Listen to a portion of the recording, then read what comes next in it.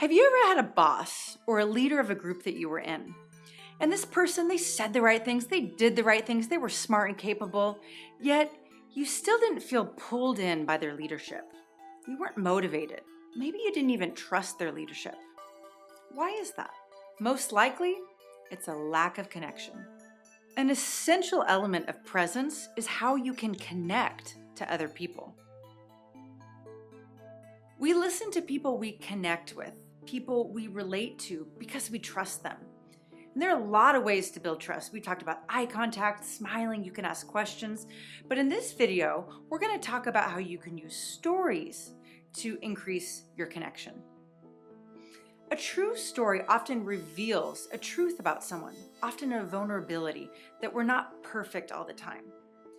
And someone who shares the truth is worth listening to.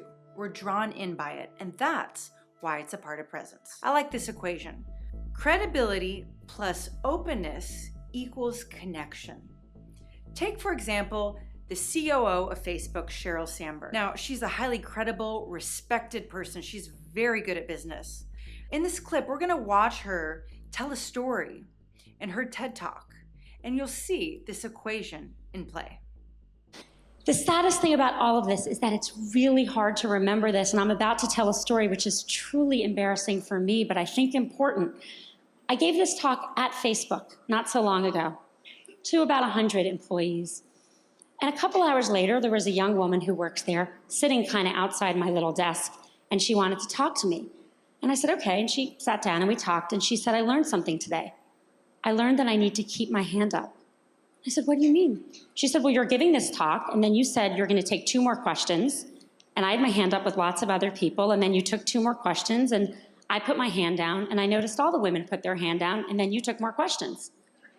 Only from the men. And I thought to myself, wow, if it's me, who cares about this, obviously, giving this talk, during this talk, I can't even notice that the men's hands are still raised and the women's hands are still raised. How good are we as managers of our companies and our organizations at seeing that the men are reaching for opportunities more than women? We've got to get women to sit at the table. See what she did there? Instead of lecturing us and saying it's really hard and you have to pay attention, she shared a story about how, as the spokesperson of this topic, she didn't realize that she was doing it herself. And she focuses on the shift, the lesson that she learns, because it revealed a vulnerability and it made us connect with her more. Brilliant. Okay, so what stories do you share? How about that time that you got really drunk and passed out at a party? No. You want to focus on stories that highlight qualities that you want people to know about, or a time that you learned a lesson. This can be done when hiring a candidate.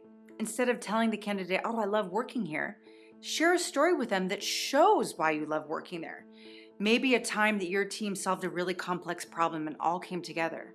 Who knows, that story might really resonate with the person that you're trying to hire. Interviewing.